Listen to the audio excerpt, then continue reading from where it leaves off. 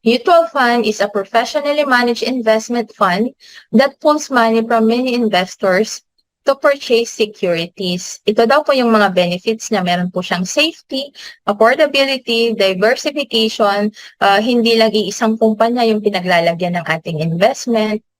Then, meron din po siyang liquidity or convenience. Ito po ay minamanage po ng mga tao. Sila po talaga yung nagre-research. Professional po talaga sila when it comes sa pag-manage po ng mga pera po natin. Then, better rates of return po. Then, tax exemption din po according to RA 8424.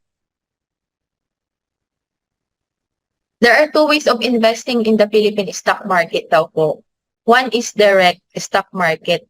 Ikaw yung direktang nagmamanage ng account mo, ikaw yung direktang bumibili, so yung oras mo mauubos talaga kasi paglalaanan mo, pag-aaralan mo kung saan mo tamang i-invest yung pera mo. Samantalang dito sa indirect po, ay meron po tayong mutual funds na tinatawag. Meron pong mga tao na magmamanage po ng ating investment. How does mutual fund work?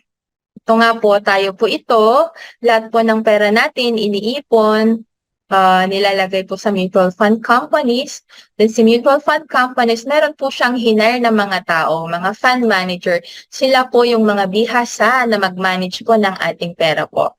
Ini-invest po nila yung ating mga pera sa stocks, funds, at pag yung pera po natin na in-invest po nila ay kumita, ibabalik din po successful investment adds value to the funds.